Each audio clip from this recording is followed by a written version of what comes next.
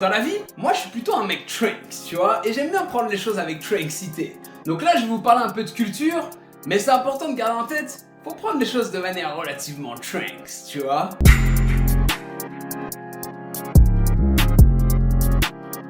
Alors c'est hyper important de parler de culture, parce qu'on en entend beaucoup parler en ce moment, et c'est bien de remettre un peu les choses en perspective pour, tu vois ou bah. Alors de base, la culture c'est un ensemble de choses qui est partagé par des individus. Ça peut être leur manière de manger, leur manière de s'habiller, leurs croyances, les langues, mais aussi leur manière de s'asseoir, de marcher, de rigoler. En gros, il y a plein de délires, tu vois. Et du coup, la question qui se pose, c'est mais qui définit les cultures? Qui a dit, vas-y, maintenant on va s'asseoir comme ça, on va manger comme ça, on va rigoler comme ça? Mais de base, c'est un truc un peu inconscient, tacite, on s'en rend pas compte. Alors ce que disent beaucoup de spécialistes, c'est qu'en général, c'est notre milieu, ce qui nous entoure, qui va avoir tendance de définir notre culture. En effet, si tu habites à la montagne, dans un désert, près de la mer ou au centre d'une grande ville, c'est autant d'éléments qui traditionnellement ont tendance à influencer les manières de manger, de s'habiller, même de marcher. Et donc c'est vrai que la majorité des gens font des trucs en ne s'en rendant pas compte que ouais, là je fais ça parce que je suis de culture coréenne, et je suis un homme, donc je suis de culture masculine coréenne, tu vois ou pas? Maintenant, est-ce qu'on peut imposer ou transformer volontairement une culture? Ce que disent certains, c'est que la réponse est oui et non. D'un côté, les institutions qui ont du pouvoir, oui, elles peuvent changer les choses. Par exemple, politiquement, si un mec, sa culture politique, c'est la démocratie, voter et tout, il va arriver dans un pays où c'est la monarchie, où il n'y a pas de vote.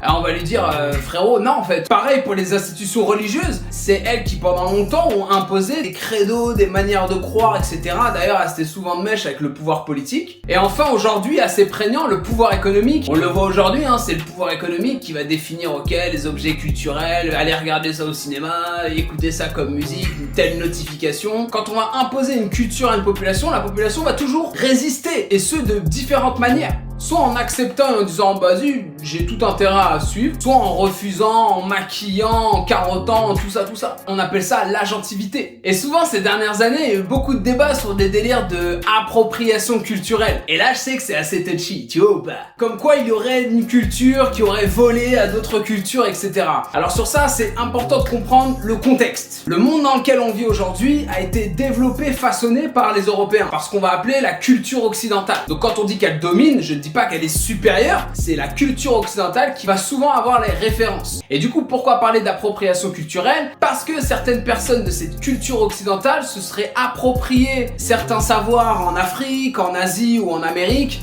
pour en faire les leurs et en disant voilà, c'est nous qui avons tout inventé. Et ça donne même des discours de Sarkozy du genre: le drame de l'Afrique, c'est que l'homme africain n'est pas assez entré dans l'histoire. À côté de ça, le fait que certains éléments passent d'une culture à une autre, ça a toujours existé. On appelle ça l'acculturation. Et c'est pour ça qu'il faut slow down. Deux exemples. Bouddha à la base, c'est un Indien. Il s'appelle Siddhartha Gautama. Donc quand on le voit comme ça, il ressemble à un Vietnamien, un Thaïlandais, voire un Japonais. Frérot, ça s'appelle de l'acculturation. Ils ont voulu le glorifier, ils ont voulu qu'il ressemble à leur image. Vas-y, tranquille, les humains ont toujours fait ça. Même chose pour Jesus Christ. À la base, c'est un Moyen-Oriental. Palestinien, Israélien, on va pas rentrer dans ça, Et donc du coup, le fait de l'avoir représenté en blond, aux yeux bleus, c'est un viking.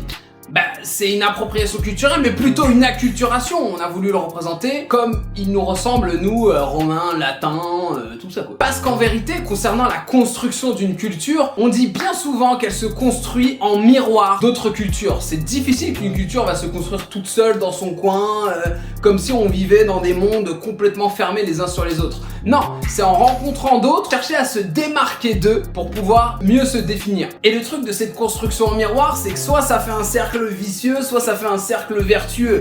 En gros, plus on va te dire ah, j'aime pas ta culture, j'ai pas envie de te ressembler, donc du coup la personne qui dit ça va essayer de développer un truc différent de la culture de cette personne, et la personne à qui on a dit ta culture est claquée va avoir tendance à dire ah ouais, ma culture elle est claquée, bah tu sais quoi, je vais être encore pire. Alors, comme ça on va voir la culture de qui est claquée, voilà. Et cette histoire de construction en miroir, elle est encore plus tendue aujourd'hui avec ce qu'on appelle la mondialisation culturelle. On a l'impression que grâce au smartphone, à la télévision ou des choses comme ça, toutes les cultures de tout le monde sont représentées tout le temps. Et du coup, soit on a envie d'imiter, bah j'ai envie de me mettre en mode japonais parce que je kiffe les animés, etc. Soit il y a un mec qui a Djibouti qui va avoir des trucs de vikings tout le temps, il va se dire oh quelle horreur, j'ai pas envie de les voir. Et ce qu'il faut savoir, c'est que ça, c'est pas juste un truc de fasciste, de rassemblement national, européen, occidental. Quasiment dans toutes les cultures, on a ce qu'on appelle ce réflexe-là, de sentir que sa culture serait mise en péril, et on va avoir tendance à vouloir, pour se protéger, développer des trucs de sa culture qui à la base étaient pas forcément, bah tu vois pas le délire. Donc finalement, face à tout ça, si on doit terminer sur une note un peu poétique, moi je dirais que la culture c'est un peu comme un nuage, hein. Levez la tête, regardez dans le ciel, ah vous voyez de la culture partout, tu vois ou pas. Vu de loin, on a l'impression que c'est un truc bien défini, on sait bien où sont les contours, où est le début, où est la fin, sauf que deux problèmes. Premier problème, bah ce nuage il se déplace. On a une photographie de cette culture, mais à un moment N+1, bah cette culture s'est déplacée. Et deuxième problème, plus on va se rapprocher de cette culture, un peu comme un nuage, non, on va rentrer dedans et on va se rendre compte que finalement on sait pas trop où est le début, où est la fin, qu'est-ce qui l'a défini et tout ça, etc. Et c'est ça le cas pour toutes les cultures, donc s'il vous plaît, tous ceux qui ont des délires d'une culture pure, c'est ça, cette culture c'est comme ça et pas autrement, dites-lui mon gars, commence à regarder les nuages, calme-toi, chill, tranquillement, essaye de les saisir et après on parlera, tu vois ou pas. Donc cœur sur vous, big up à vous et vive la culture.